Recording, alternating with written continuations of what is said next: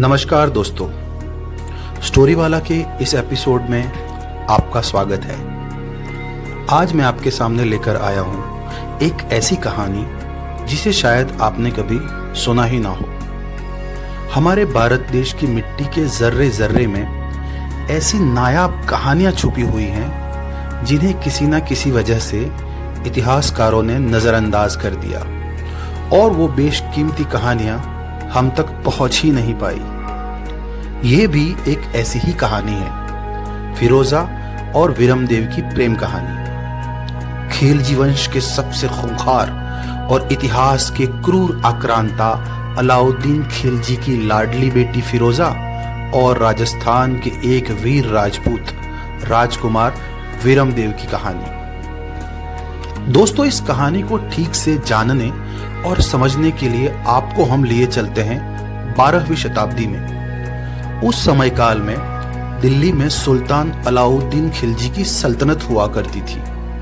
अलाउद्दीन खिलजी एक ऐसा सुल्तान जिसे इंसानों का खून बहाने में मानो अखंड आनंद की अनुभूति होती थी।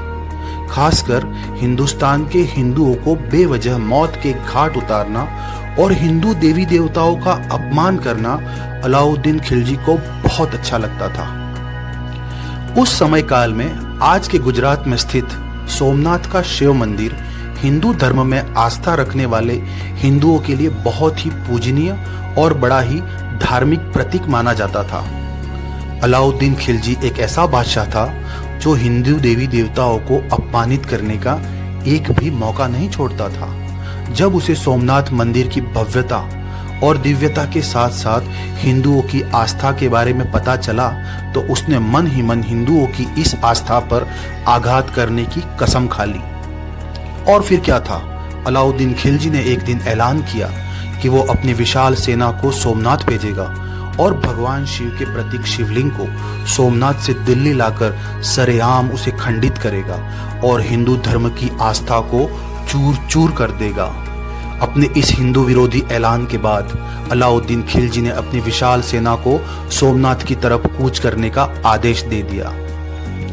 दिल्ली से गुजरात पहुंची अलाउद्दीन की सेना ने सोमनाथ पर आक्रमण कर दिया और खिलजी की क्रूर सेना ने सरेआम पूरे सोमनाथ के आसपास के गांवों में न सिर्फ लूटपाट मचाई बल्कि वहां के निर्दोष हिंदुओं को भी बेदर्दी से मौत के घाट उतारना शुरू कर दिया।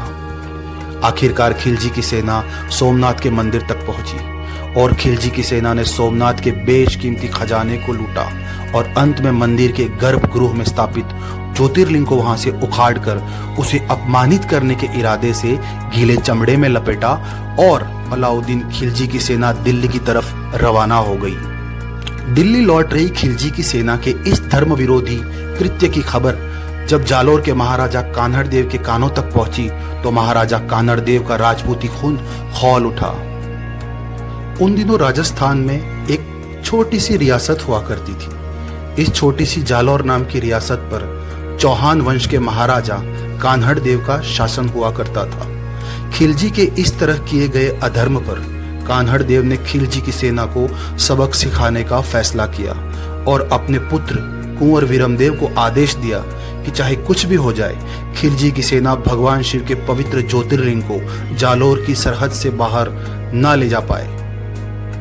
विरमदेव के बारे में इतिहासकारों ने लिखा है कि छोटी सी उम्र में ही कुंवर विरमदेव सभी युद्ध कलाओं में निपुण होने के साथ साथ विरमदेव एक उत्तम मल्ल योद्धा भी थे। कुश्ती के अखाड़े में विरमदेव को पटखनी देना किसी भी पहलवान के लिए नामुमकिन था। युद्ध की हर कला में पारंगत विरमदेव की सुंदरता के चर्चे पूरे राजस्थान में दूर दूर तक फैले थे। यहाँ तक कि बड़ी बड़ी रियासतों की राजकुमारियां विरमदेव को मन ही मन अपना पति मानती थी और विरमदेव से विवाह की आस में व्रत तक रखा करती थी। अपने पिता के आदेश के बाद विरमदेव जालोर की सरहद पर अपने सैनिकों के साथ खिलजी की सेना के साथ भिड़ने के लिए मुस्तैदी से तैयार खड़े थे। लेकिन जैसे कि उस दौर की युद्ध में एक परंपरा हुआ करती थी, विरमदेव ने अपने एक खास राजपूत सैनिक के हाथों खिलजी की सेना को एक संदेश भिजवाया। यह संदेश कुछ इस प्रकार था: तुमने हमारे शिवजी के घर पर आक्रमण किया। ये कर तुमने अच्छा नहीं किया।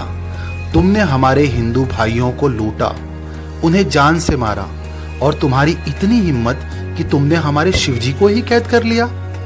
अगर तुम खिलजियों को आज हमने जालौर की सरहद से बाहर कदम भी रखने दिया तो हमें लानत है हमारे राजपूत होने पर।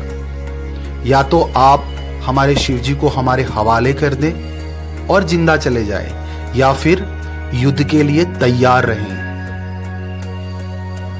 वीरमदेव के इस संदेश को खिलजी की सेना ने एक कोरा मजाक समझा और वो जालौर की सरहद तक पहुंच गए। जैसे ही खिलजी की विशाल सेना ने जालौर की सरहद में प्रवेश किया, वीरमदेव की छोटी सी सेना खिलजियों पर टूट पड़ी। इतिहासकार लिखते हैं कि जालौर की रियासत से 9 कोस दूर सकराने नाम के गांव में ही जाबाज राजपूतों ने खिलजी की सेना को आगे बढ़ने से रोक दिया। कहा जाता है कि खिलजी की विशाल सेना और वीरमदेव की अगुवाई वाली राजपूत सेना के बीच भीषण टकराव हुआ। वैसे तो राजपूत सैनिक मुट्ठी भर ही थे, लेकिन खिलजी की सेना पर भारी पड़ रहे थे, और इस युद्ध का परिणाम यह हुआ कि राजपूतों ने खिलजी के लश्कर को मैदान छोड़कर भागने पर मजबूर कर दिया। और आखिरकार कान्हड़ देव के शूरवीर बेटे वीरमदेव ने खिलजियों के सोमनाथ से लूटे खजाने के साथ साथ भगवान शिव के शिवलिंग को भी हासिल कर लिया। भगवान शंकर के इस शिवलिंग को जालौर रियासत में ले जाया गया और उसकी वैदिक रीति के अनुसार शुद्धि की गई, और पूरे सम्मान और आदर के साथ उसे जालौर रियासत के ही सरना गांव में एक भव्य मंदिर बनाकर भगवान शिव के ज्योतिर्लिंग को उस मंदिर में स्थापित कर दिया गया। दूसरी तरफ राजपूतों से बुरी तरह हार कर खिलजी की सेना बिना शिवलिंग के जब दिल्ली पहुंची तो ये देखकर अलाउद्दीन खिलजी गुस्से में आग बबूला हो उठा। उसने उसी वक्त जालौर पर आक्रमण का इरादा बना लिया, लेकिन खिलजी के मंत्रिमंडल के कुछ समझदार मंत्रियों ने खिलजी को समझदारी और चतुराई से जालौर रियासत से निपटने की सलाह दी, और काफी सोच विचार करने के बाद अलाउद्दीन खिलजी की तरफ से एक संदेशा जालौर रियासत को भेज दिया गया। दोस्तों, अलाउद्दीन खिलजी ने जालौर जो संदेशा भेजा था उसमें क्या लिखा था? क्या उस संदेशे में लिखी गई बात का महाराजा कान्हड़ देव जवाब देंगे?